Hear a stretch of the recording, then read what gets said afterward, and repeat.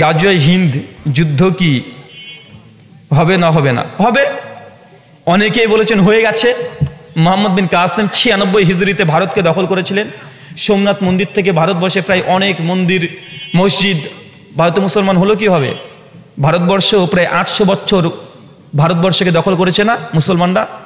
এইগুলো দিয়ে অনেকে দাবি করেছে সালাফরা যে গাজওয়ে হিন্দ হয়ে গেছে, অলরেডি হয়ে গেছে, এই জন্য তো 800 বছর ভারতের শাসন করেছে মুসলমানরা। তোমার কাছে আমার খুব দরকার, জানার খুব দরকার, তুমি এত জিহাদের পাগল হয়ে আছো, দেশ ক্যাম্প করবা, দিন ক্যাম্প করবা, তুমি বাংলাদেশকে তুমি ভাগ করেছিলে ভারত থেকে, কেন এটাকে ইসলামিক রাষ্ট্র করবা? ওই 1 ইঞ্চি তো ইসলামী রাষ্ট্র ক্যাম্প করতে পারোনি, কেন করেছো তাহলে? 800 বছর ভারতবর্ষে মুসলমানরা রাজত্ব করেছে, 800 বছর। মুসলমানের ক্ষমতা 190 বছর ব্রিটিশ ইংরেজ যারা খ্রিস্টান তাদের হাতে গেল কিভাবে? আরে তোমাকে তো দিয়েছিল 800 বছর, 800 বছর ক্ষমতায় ছিল। মুসলমান কি করেছে? শাহজাহান বোধ জন্য তাজমহল তৈরি করেছে। কি করেছে বলেন তো? তাজমহল করেছে। ইতিহাস পড়ো। 800 বছর তুমি এত তোমার চিন্তা, 800 বছর ক্ষমতায় কি করেছো তুমি? এত গরম হয়ে যায় হঠাৎ করে, দখল করবো, এখানে করবো, এ করবো, ওই করবো। আরে ছিলই তো, তোমার ক্ষমতা গেল কেন? খ্রিস্টানরা দখল করলো কিভাবে? মুসলমানদের কাছ থেকে নিয়ে গেল খ্রিস্টানরা। ব্রিটিশ বিরোধী আন্দোলন মুসলমানরা করেছে, ভারতে এখনো হাজার হাজার প্রমাণ আছে। তারপরেও দেখেন, মুসলমানকে ছোট্ট একটা দেশ দিয়ে দিয়েছে, আমরা এটা পেয়ে খুশি হয়ে গেলাম, বড় জায়গা থেকে ছেড়ে দিয়ে চলে এসেছি কাশি নাই, এসেছি না ভাই? কথা বলতে গেলে অনেকগুলো কথা বলতে হবে, আমি বিদেশি মানুষ, তাই এই কথাগুলো বললে অনেক দূর যাবে, তাই এগুলো বলতে চাই না। যখন ওই পারে থাকবো তখন বলতে পারবো। কথা বুঝতে পারলেন না ভাইজান? অনেক কিছু বলার আছে, সব কথা আমরা বলতে পারি না। ইতিহাস, আমি ইতিহাসের ছাত্র, ইচ্ছা করলে ইতিহাস দিয়ে ধুয়ে দিতে পারি, শুধু ইতিহাস দিয়ে ধুয়ে দিতে পারি, কিন্তু আমি বলতে পারবো না। হ্যাঁ, বাংলাদেশে আলোচক যদি হতাম তাহলে আমি ইতিহাস আপনাকে বলতাম যে বাংলা ভাগ, ভারত ভাগ, ব্রিটিশ আন্দোলন, মুসলমানদের ক্ষমতা, একদম পুরো ইতিহাস। কারণ আমার ইন্ডিয়ান ইতিহাসে পুরো আমার অনার্স করা আছে ইন্ডিয়াতেই, আমি তো মাদ্রাসায় পড়িনি, তাই এগুলো বলতে পারবো। বলার জন্য জিহ্বাটা বারবার বলে, কিন্তু বলা যায় না। কারণ তোমার মতো আবেগ দেখাতে গিয়ে একটা বোম মেরে তুমি গোটা মুসলিমকে যখন বিপদে ফেলে দেবে, এই কথাগুলো বললে আমাকে আর দেখতে পাবা না। ইসলামে জিহাদ কি? আমরা কার বিরুদ্ধে জিহাদ করব? আপনি নিজের বিরুদ্ধে জিহাদ করেন, নিজের নাফসের বিরুদ্ধে জিহাদ করেন, নিজের পরিবারকে আপনি এখনো প্রচেষ্টার মাধ্যমে সর্বাত্মকভাবে ইসলামে প্রবেশ করার চেষ্টা করেন। জিহাদ কমপক্ষে 1 ডজন প্রকৃতির আছে। আল্লাহর নবীর কাছে একজন স্ত্রী মহিলা মানুষ এসে বলছে, ইয়া রাসূলুল্লাহ, জিহাদে যেতে চাই। আল্লাহ নবী তখন বলছে, তুমি একটা কবুল হজ করো, ওটা তোমার জন্য জিহাদ। কথা বুঝতে পারছেন? একটা ন্যাংরা মানুষ এসে বলছে, আল্লাহ নবী আপনার সঙ্গে জিহাদে যেতে চাই। আল্লাহ নবী তার দিকে তাকে দিয়েছে, সে ব্যক্তি ন্যাংরা। আল্লাহ নবী তাকে বললেন, ওই যে উট আছে, ওই উটটাকে তুমি বেঁধে দাও, জিহাদের সজ্জায় সজ্জিত করে দাও, জিহাদের নেকি তুমি পেয়ে যাবে। আল্লাহ নবী বলছে, জিহাদ নিজের অন্তরের সঙ্গে লড়াই করা। অনেক রকমের জিহাদ আছে, এখন কোন জিহাদের কথা বলছেন? যদি বলেন কিতাল ফি সাবিলিল্লাহ, তাহলে ইসলামী রাষ্ট্র আগে কায়েম হোক।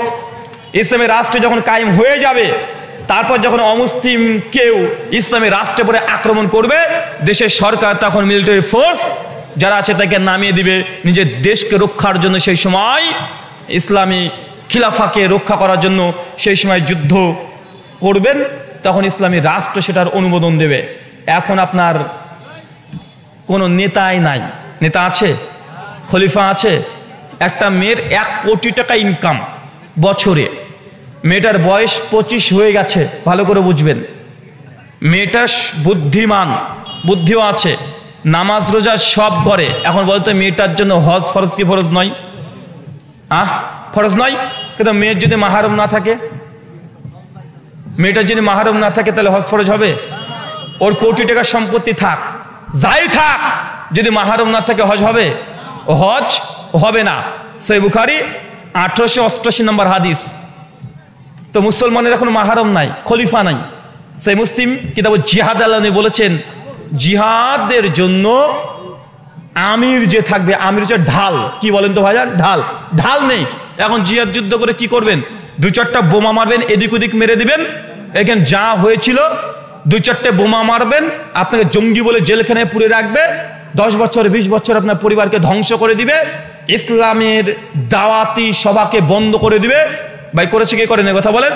ওখানে হোলি আর্টিজেনে কোথায় ঢাকাতে কে বোম মেরে দিল? ডক্টর জাকির নায়েককে দেশ থেকে তাড়িয়ে দেওয়া হলো। হয়েছে কি? হয় নাই? আপনারা যা দেখছেন এটা মানুষের উপকার কি করেছেন, কল্যাণ কি করেছেন? এখানে ওখানে বোমা মারলেন, মাদ্রাসাগুলোকে বন্ধ করে দেওয়া হলো, মাদ্রাসাগুলো পরে গভীর দৃষ্টি দেওয়া হচ্ছে, মুসলিমকে গোটা বিশ্ব এখন জঙ্গি বলা হচ্ছে, সন্ত্রাসী বলা হচ্ছে।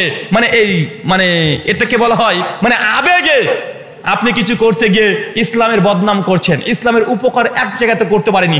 যেখানে তারা এই কর্মগুলো করেছে ইসলামের ক্ষতি করেছে। কেন পিস টিভি কি বন্ধ হতো? কথা বলেন।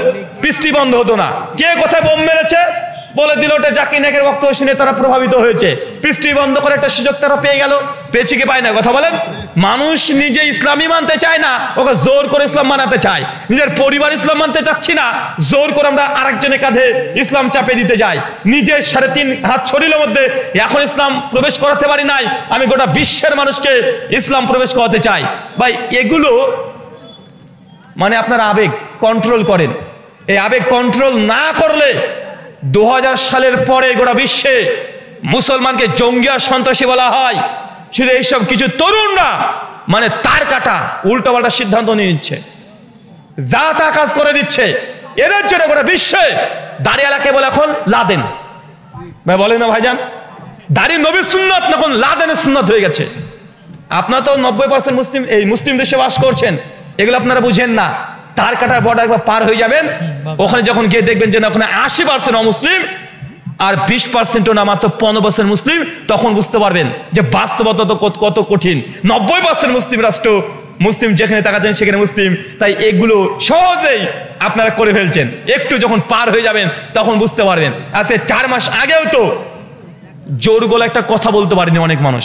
আমি দেখেছি যখন ওই ব্যক্তিকে জেলে যখন আবদ্ধ করা হয়েছিল, তার ভক্ত যারা দাওয়াত দিত তাদেরকে দাড়ি চেঁচে ঘুরে বেড়াতে দেখেছি। ছিল না ভাইজান? সমাজদারকে ইশারায় কাফি। কাকে দিয়েছেন চেঁচা? আচ্ছা, শুকরান, জাযাকাল্লাহু খায়রান। হাজী মোহাম্মদ ইসমাইল হোসেন 1,500 টাকা নগদ দান করেছেন। আল্লাহ তুমি কবুল করো, আমিন। আচ্ছা, অনেকগুলো প্রশ্ন এসেছে। সুর দিয়ে বক্তব্য হারাম, দলিল কোথায়? সুর দিয়ে বক্তব্য দেওয়া হারাম সরাসরি কোরআন বা হাদিস থেকে কোনো দলিল প্রমাণিত নয়।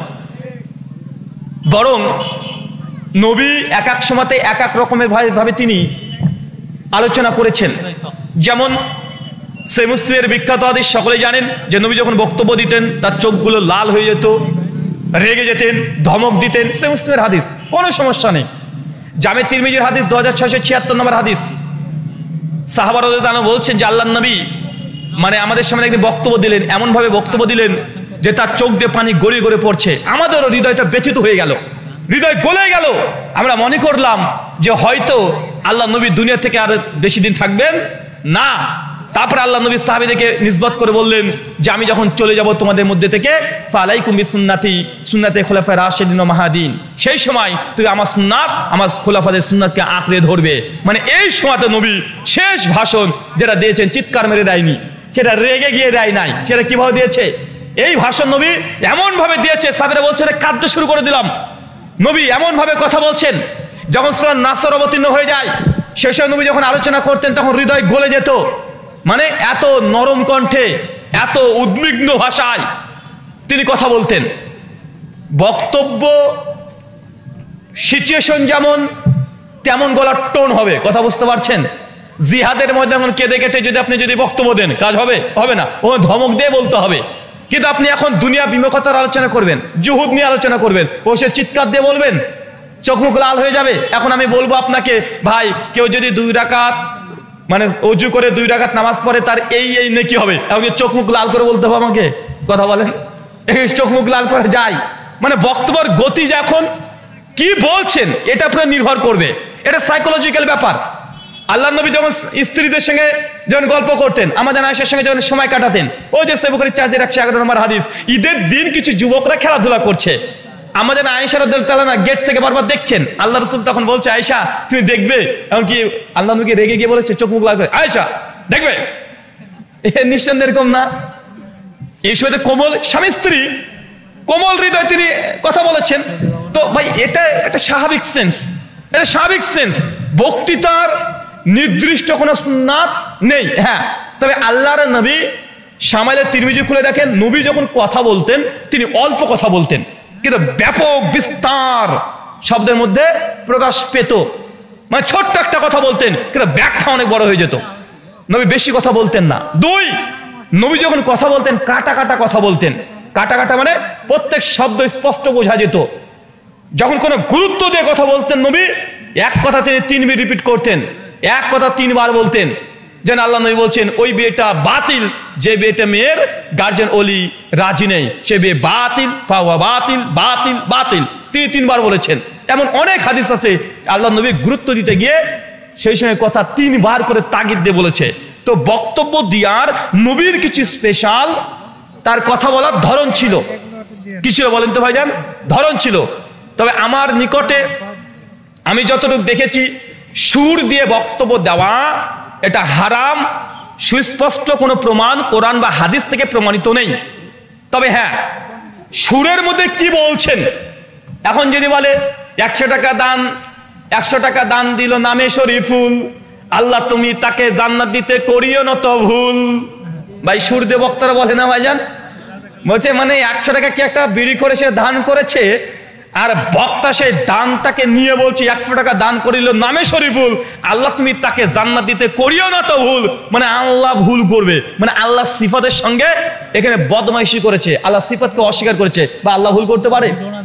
মানে আল্লাহকে এখানে কাট করে দাঁড় করানোর চেষ্টা করছে বক্তা। আর যে বিড়ি করে মদ করে 100 টাকা দান করেছে তাকে মনে করছে যে একদম তাকে লাথি মেরে জান্নাতের দরজা খুলে একদম জান্নাতে ঢুকিয়ে দিবে। এই হচ্ছে বাড়াবাড়ি। এগুলো যদি থাকে সুর দিয়ে হোক আর নর্মাল কণ্ঠে, এই কথা বললেই এটা বাতিল, এটা মাকরু। কথা বুঝতে পারছেন? তো আমি এটা নিজের আলোচনা করতে যাই, লম্বা আলোচনা করা যাবে। সালাফদের মধ্যে কয়েকজনের ফতোয়া আছে। ইমাম ইবনু জাওজি রাহিমাহুল্লাহ তিনি বলেছেন সুর দিয়ে বক্তব্য দেওয়া মাকরু।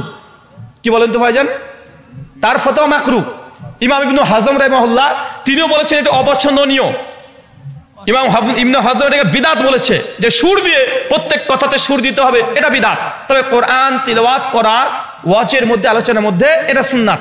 কথা বুঝতে পারলেন না মনে হয়? তো গোটা বক্তব্য আপনি গোটাটাকে একদম হারাম সরাসরি বলতে পারবেন না। এমন কেউ যদি কোরআনের আয়াত পাঠ করলো তারপরে সেটাকে যদি সুর দিয়ে অনুবাদ থেকে ঠিক বলে, হাদিস বলে, এটা হারামের দরজায় ডাইরেক্ট বলে দেওয়া, এটা অনুচিত কাজ। তবে এটা ভালো কাজও নয়। এটা কি বলেন তো ভাইজান? ভালো কাজও নয়। বক্তব্যের গতি যেমন, যে হাদিস যখন যেমন বলছেন সেই সময় সেইভাবে আপনি কথা বলবেন স্বাভাবিক গতিতে, এটাই ঠিক। তবে আমার কাছে যেটা মনে হয়েছে, সুর দিয়ে বক্তব্য দেওয়া জমহুর ওলামাদের নিকট এটা মাকরু। আর সুরের মধ্যে যদি দোয়া করার সময় যদি ছন্দ মিলিয়ে দোয়া করে, সে বুখারীর হাদিস আছে পরিষ্কার, ছন্দ মিলিয়ে দোয়া করা হারাম। মানে ওয়াজের মধ্যে অনেক কিছু হয়, এক একটা ফতোয়া বার্তাবে। ওয়াজে হুজুর এখন এই যে ছন্দ মিলিয়ে দান করছে না ভাইজান, কবিতা পড়ছে ছন্দ মিলিয়ে, তো ছন্দ মিলিয়ে দোয়া করা এটা হাদিসে হারাম। এটা কি বলেন তো ভাইজান? এই অংশটুকু হারাম। 2, এখন কেউ দেখাচ্ছে ছন্দ মিলিয়ে কেউ দান করে তাকে জান্নাত ঢুকে দিল আল্লাহর গুণগানের সঙ্গে। কখনো সেটা শিরিক হতে পারে, কখনো বেদাত হতে পারে, কখনো মাকরু হতে পারে, কখনো হারাম হতে পারে। তবে গোটা সম্মিলিতভাবে জেনে রাখেন সুর দিয়ে বক্তৃতা দেওয়া হারাম, ডাইরেক্ট বলা ঠিক নয়, মাকরু। ফিকহের পরিভাষায় মাকরু, অপছন্দনীয় কাজ, এটা ভালো কাজ নয়। ওই বিড়ি খাওয়ার মতো ভাবেন না যেন আবার। শুকরান। হ্যাঁ, এতগুলো স্লিপ কি করবো? আপনি নেবেন? এতগুলো পড়া যায়, আপনাদের একজন পড়ে দিবেন।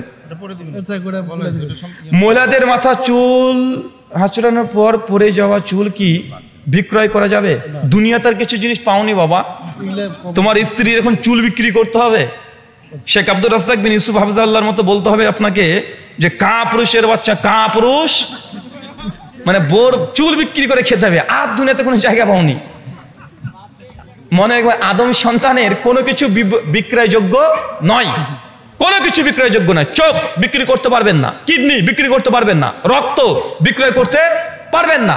হ্যাঁ, যদি ডোনেট করতে চান, আপনার মায়ের এখন রক্ত লাগবে, দিতে পারবেন, কিন্তু আপনি অর্থর তাগিদে রক্ত বিক্রি করে দিবেন, আইফোন কেনার জন্য কিডনি বিক্রি করবেন, গার্লফ্রেন্ডকে দেবেন, এগুলো কি কথা বলেন? এটা ডিরেক্ট হারাম। তাই বিক্রি করা যাবে না। আর মেয়েরা বিশেষ করে চুল বিক্রি করা থেকে দূরে থাকতে হবে। কেন আল্লাহর নবীকে ইহুদি নারী নবী চুল নিয়েই জাদুটোনা করেছিল। কি করেছিল? জাদুটোনা করেছিল। এখন তুমি চুল বিক্রি করে কেউ যদি তোমাকে যে ধ্বংস করার জন্য তোমার জাদুটোনা করে যদি তোমার কিছু করে দেয়, করতে পারে কি পারে না? পারে। তাই এখান থেকে দূরে থাকতে হবে। স্বামী স্ত্রী কি লিখেছে এটা? স্বামী যদি নেশা বা পরকীয়ায় লিপ্ত হয় সেক্ষেত্রে স্ত্রীর ভূমিকা কি থাকবে বা করণীয় কি?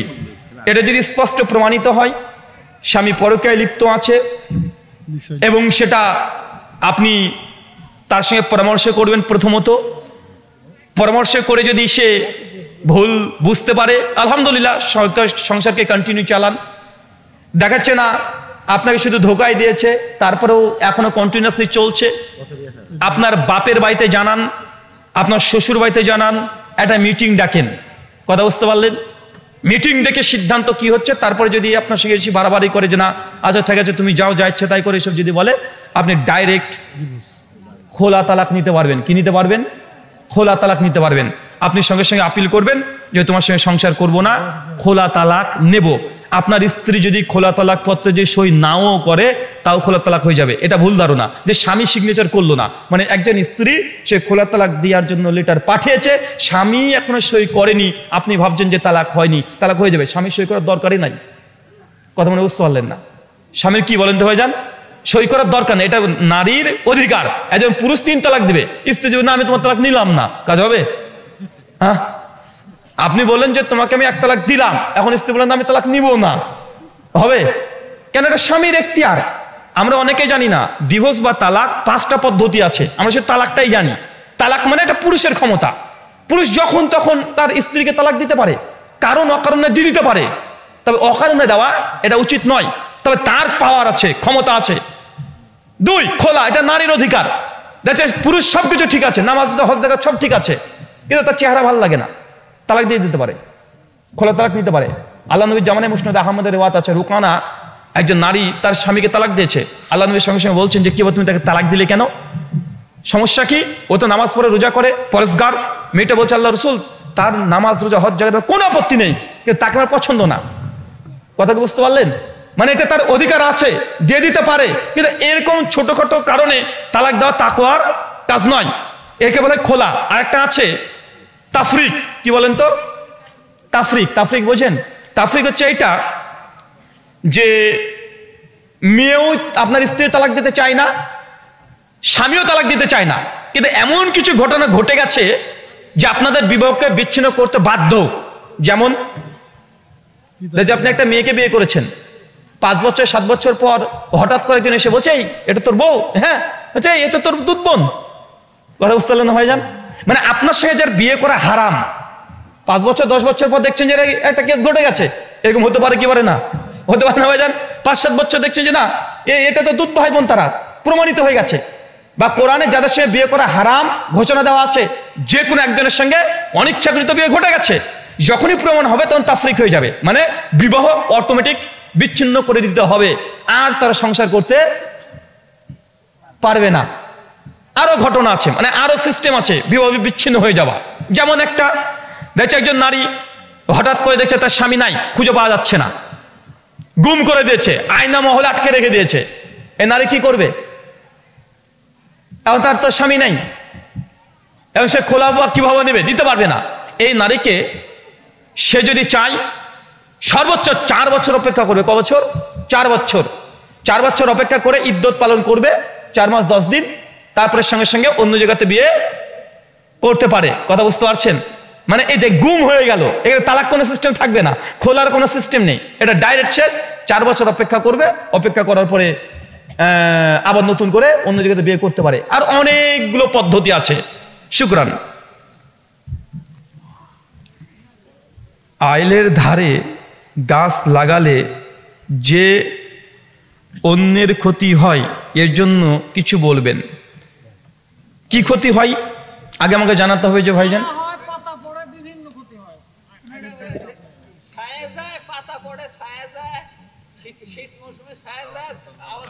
গাছ লাগানোর উপকারিতা কি, কেন লাগাচ্ছে উনি?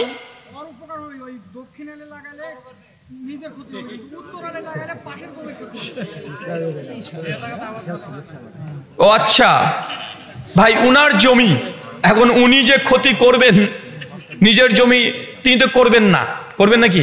নিজের জমিতে যদি লাগাই আর নিয়াত যদি এটা না থাকে, যে আপনার ক্ষতির নিয়াত যদি তার অন্তরে না থাকে, আপনার সাথে ঝামেলা যে দ্বারা দেখছি 50খানা গাছ লাগিয়ে দেবো তোর ক্ষতি করবো, এরকম নিয়াত যদি না থাকে, এমনি তার প্রয়োজন সে গাছ লাগিয়েছে, তাতে ইনশাআল্লাহ তার কোনো ক্ষতি হবে না। কিন্তু ডিরেক্ট যদি নিয়াত থাকে তোকে দেখবো দ্বারা, এরকম যদি আপনার ক্ষতি করার উদ্দেশ্যে নিয়াত যদি থাকে, ইন্নামাল আমালু বিন্নিয়াত, নিয়াতের উপরে সমস্ত কিছু নির্ভর হবে। সহিহ বুখারী।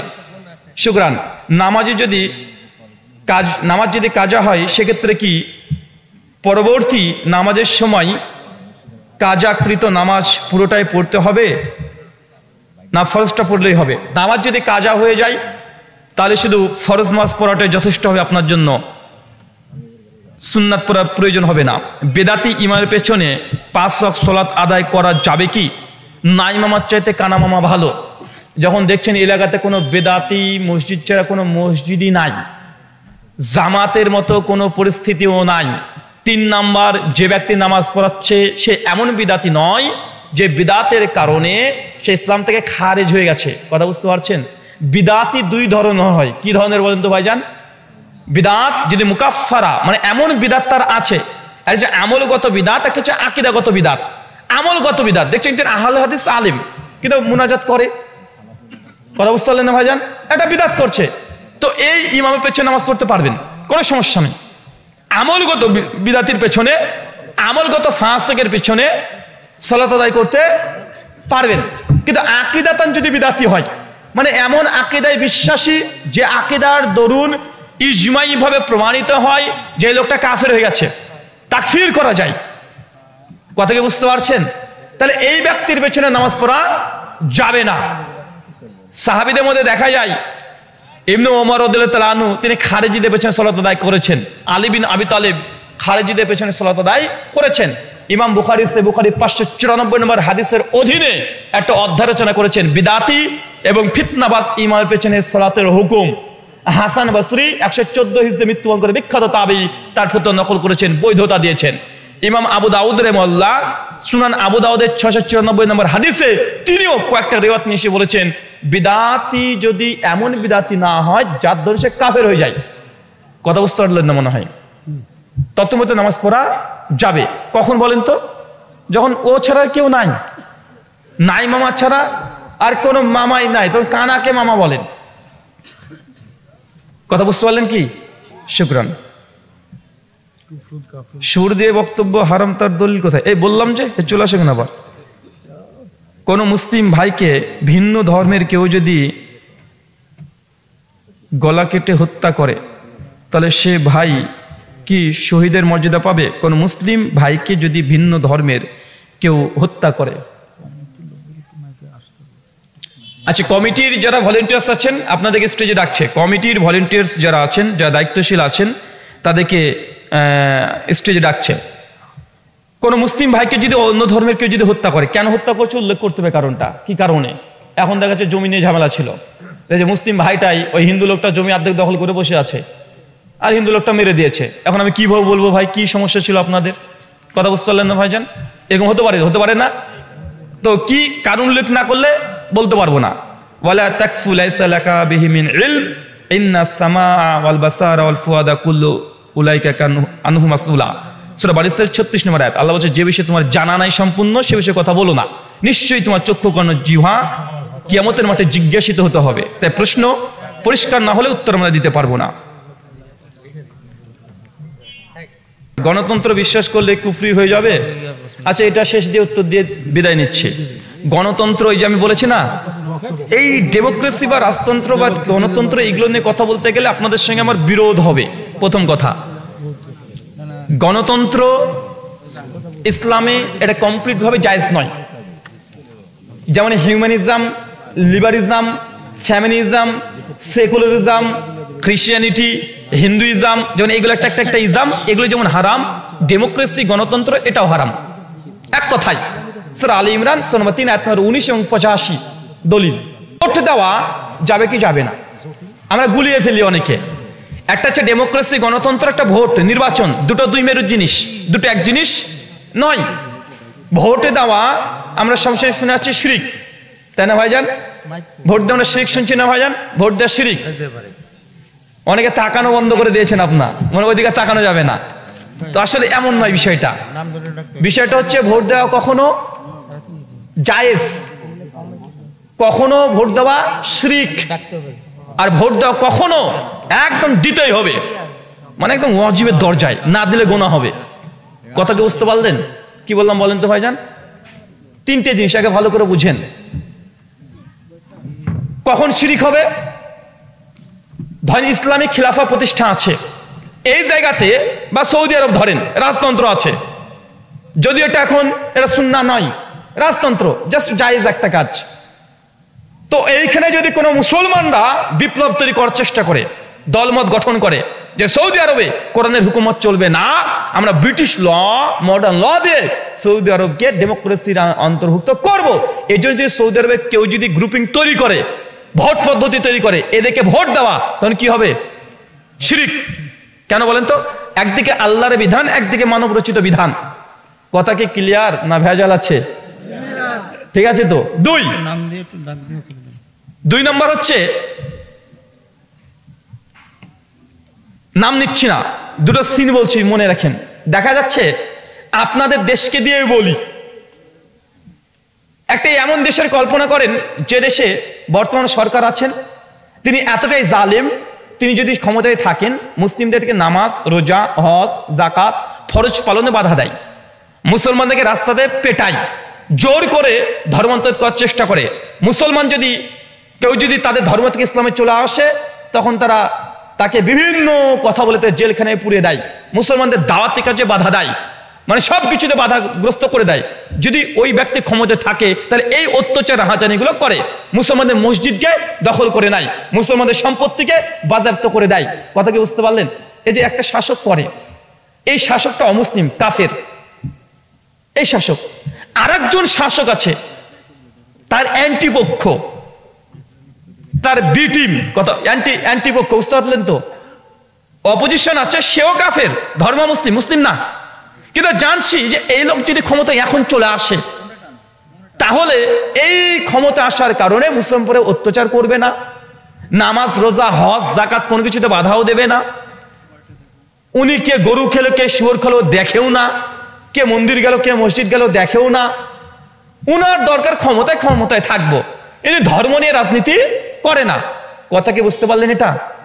এখন এই যদি ক্ষমতায় চলে আসে, মুসলমানরা আগেকার শাসকের চাইতে 100% না হলেও 80% নিরাপদ। এখন এই জায়গাতে ওই দেশের মুসলমানদের জন্য ভোট দেওয়া এটা বাধ্যতামূলক দিতে হবে। কারণ যদি ভোট না দেন, যে আপনি 40% ভোট আপনার আছে, দিলেই যিনি ক্ষমতা আছেন তার ক্ষমতা পড়ে যাবে, ইনি ক্ষমতায় চলে আসবে, মুসলমানরা তখন অন্ততপক্ষে নামাজ, হজ, যাকাত, ফরজ পালনে কোনো সমস্যা আর হবে না। কিন্তু আপনি যদি ভোট বয়কট করে দেন, তাহলে যিনি ক্ষমতায় আছেন উনি থেকে যাবেন। কথা কি বুঝতে পারলেন? এই সময় ভোট দেওয়া কি জি শুধু জায়েজ, এই সময় দিতে আপনাকে বাধ্য। এরকম সিচুয়েশন সমাজদার কেলে ইশারায় কাফি, বুঝতে পারলেন না ভাইজান? এই সময় ভোট দেওয়া কি, আরে দিতে আপনাকে হবে। এই সময় যদি আপনি ভোট না দেন, আমি জানি মুসলিম যদি ভোট যদি এখানে বয়কট করে দেয়, সঙ্গে সঙ্গে ক্ষমতায় যারা আছে তারা আবার থাকবে, আবার 5 বছর থাকবে, আবার অত্যাচার শুরু করে দিবে। মুসলমান মা বোনদের উপরে যে নির্যাতন, ধর্ষণ যদি হয়, প্রত্যেকটা দায়িত্ব তখন মুসলমান তোমাকে নিতে হবে, যারা ভোটকে বয়কট করেছে। অত সহজ না এগুলো। আমি আগে বলেছি,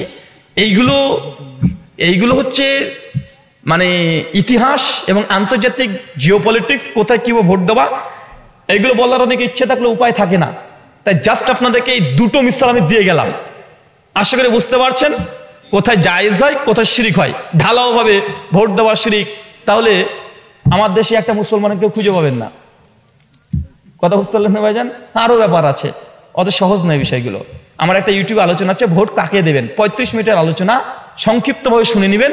কোন পজিশনে কাকে ভোট দেওয়া উচিত, কাকে দেওয়া উচিত নয়, কোন দেশে ভোট দেওয়া বৈধ, কোন দেশে অবৈধ, কোন দেশে ভোট দিলে শিরক হয়, কোন দেশে ভোট দেওয়াটা মুস্তাহাব, বিভিন্ন রকমের হতে পারে, সিচুয়েশন চেঞ্জ হয়ে যাবে। এটা সর্বদা ফতোয়া নয়, এটা বাংলাদেশের জন্য ফতোয়া কার্যকারী নয়। কি বললাম বলেন তো ভাইজান? এই সিনটা বাংলাদেশের জন্য কার্যকারী নয়। এই জন্য ইসলামকে ওলামা শায়েখ মাশায়েখ যখন ভারতবর্ষে আহলে হাদিসরা যখন জিহাদি আন্দোলন করেছিল, সেই সময়তে আগে ভারতবর্ষের ভূখণ্ডকে তারা ভাগ করেছিল। সেই সময় যে ভারতবর্ষ নয়, গোটা বিশ্বের ভূখণ্ডকে ভাগ করেছে। এটা দারুল আমান, দারুল হার্ব, দারুল দাওয়া, বিভিন্ন ভাগে ভাগ করেছে। দারুল আমানের বিধান কি হবে, দারুল হাব, যে দেশে কাফের হচ্ছে রাষ্ট্রনায়ক, এদেশে মুসলমানরা কি করবে, যে দেশে অমুসলিমদের সংখ্যাগরিষ্ঠ মুসলমানরা সেখানে কি করবে, বিভিন্ন বিধান আছে, অত সহজ নাই। দারুল আমানের হুকুম দারুল হারবে চলবে না, দারুল হারবের হুকুম দারুল আমানে চলবে না, পার্থক্য আছে। তাই টুক করে বলে দিয়ে ঢালাওভাবে একটা ফতোয়া নিয়ে নিলাম, এটা হচ্ছে মানে মাথা ভাঙা মানুষের কাজ। আল্লাহ সুবহানাহু ওয়া তাআলা তুমি বুঝে তৌফিক দান করো, আমিন। আমাদের মধ্যে যে অসুস্থ আছে আল্লাহ সুবহানাহু ওয়া তাআলা তুমি তাদেরকে তুমি শেফা দান করো, সকলে পড়ি আমিন। সভাপতি মোহাম্মদ শাহজাহান আলী, সেক্রেটারি মোহাম্মদ জাহাঙ্গীর আলম, ক্যাশিয়ার মোহাম্মদ এরশাদ আলী, বড় প্রধান মোহাম্মদ জব্বার মন্ডল, প্রধান মোহাম্মদ শফিকুল ইসলাম, মোহাম্মদ মুসলিম আলী, হায়দার আলী মানে হায়দার শিকদার, মোহাম্মদ থালনা খাল। এই ভিডিওটা আমাকে অনেকজনই পাঠিয়েছে, আমি বুঝলাম না। এটা হচ্ছে আমাকে একজন প্রশ্ন করেছিল, তাবিজ দেওয়া এটা কি শিরিক কি শিরিক নয়? তো বাঙালি আগ পিছ কেটে দিয়ে ভিডিওটাকে ভাইরাল করেছে, বিশেষ করে বেদাতি সুন্নিরা, মানে জিলাপি, বলছে দেখো ব্রাদার রাহুল স্বীকার করলে তাবিজ দেওয়া জায়েজ। আসলে কোরআন বা হাদিসের ভাষাতে যদি আমরা দেখি, তো হাদিস আল্লাহ নবী বেশিরভাগ জায়গায় তাবিজ এই শব্দটা আছে, পাওয়া যায় না, তামিমা পাওয়া যায়। কি পাওয়া যায়? মান তাওয়াল্লাকা তাইমাতান ফাকাদ আশরাক, জামে তিরমিজি 2072 নম্বর হাদিস। তো তামিমা এটা কি? যে কোনো আরবি ডিকশনারি দেখেন, তামিমার ব্যাখ্যা দেখেন, শরা দেখেন, সমস্ত মুহাদ্দিস ইমাম ইবনে হজম থেকে শুরু করে ইমাম ইবনে কুদামা, ইমাম ইবনে তাইমিয়া, ইবনুল কাইয়িম সবাই একমত, তামিমা হচ্ছে ওই বস্তুকে বোঝানো হয় যেখানে বিভিন্ন গাছ গাছালি, পাথর, মালা, পুঁথি এইসব দিয়ে লটকে রাখে, এটাকে তামিমা বলা হয়। কথা বুঝতে পারছেন? আর শরীয়তের ভাষায় তাওয়িজ হচ্ছে ঝাড়ফুঁক। কি বলেন তো ভাইজান? ঝাড়ফুঁক। তো আমি বলেছি যে শরীয়তে, মানে আগে আমি ব্যাখ্যা করে নিয়েছি এভাবে যে তাওয়িজ মানে ঝাড়ফুঁক, এটা জায়েজ। তো এই যে ঝাড়ফুঁক তাওয়িজ জায়েজ, এই ঝাড়ফুঁক শব্দকে বাদ দিয়ে দিয়েছে। কথা বুঝতে পারলেন না ভাইজান? তাওয়িজ জায়েজ, তামিমা হারাম, এরকম যাচ্ছে। আসলে তাওয়িজ যেগুলো কোরআন এবং হাদিসে মুবারাকার সুন্নাহ যে দোয়াগুলো আছে, দোয়া দিয়ে যদি কেউ ঝাড়ফুঁক করে, এটা কেউ বলছে ঝাড়ফুঁক বলছেন আপনারা, রুকিয়া বলছেন, একাধিক হাদিসে এটাকে তাওয়িজ বলা হয়েছে। কথা বুঝতে পারলেন? তবে এই জন্য তাওয়িজ শব্দ ব্যবহার করেছি। আর বাঙালি যেহেতু বলছে তাবিজ মানে হাতে লটকাই, বলছে রুহুল ভাই মনে তাবিজকে জায়েজ করে দিল। আপনি হাতে যেটি লটকিয়েছেন ওটা তাবিজ না, ওটা তামিমা। ওটা কি কথা বলেন? ওটা কি? ওটা তামিমা। যখন তামিমা ঝুলাবেন, আল্লাহ নবী পরিষ্কার বলছে শিরিক। কিন্তু হ্যাঁ, এ কথা ঠিক, কেউ যদি ওই লটকিয়েছে কিন্তু কোরআনের আয়াত আছে স্পষ্ট, তাহলে সেটার শিরিক ফতোয়া আসবে না, হারাম ফতোয়া হবে। কেন? কারণ ও যদি রুজু করে আল্লাহর কালামের উপরে রুজু করবে, এর জন্য সেটা কি হবে? হারাম হবে, এটা শিরিক হবে না। ও যদি গায়রুল্লাহর উপরে রুজু করতো, আল্লাহ ব্যতীত অন্য কিছুর উপরে রুজু করতো, অন্য কিছু জিনিসের উপরে রুজু করতো, তাহলে কি হতো? শিরিক হতো। তাই ফতোয়াগুলো অনেক সূক্ষ্মভাবে বুঝতে হয়। শাইখুল ইসলাম ইবনে তাইমিয়া রাহিমাহুল্লাহ বলছেন, একজন মানুষ যদি একজন মানুষকে সিজদা দিতে দেখছো, তার সাথী থেকে প্রশ্ন করছে, একজন মানুষ আরেকজন মানুষকে সিজদা দিচ্ছে, ফতোয়া কি হবে? বলেন তো, ফতোয়া দেন তো। একজন মানুষ যদি আরেকজন মানুষকে সিজদা দেয়, ফতোয়া কি দেবেন? শাইখুল ইসলাম ইবনে তাইমিয়া রাহিমাহুল্লাহ 728 সিজদা মৃত্যুবরণ করে, জগৎ বিখ্যাত আলেম। এমন কোনো জায়গা নেই যে কলমে ঠোকা সেই জায়গাতে তার নাই, এমন কোনো শাস্ত্র নাই, সব জায়গাতে তার কলম চলেছেই। এমন কোনো বিদ্যা নাই যে বিদ্যাতে তার কলমের টাচ হয় নাই, এমন একজন বিখ্যাত।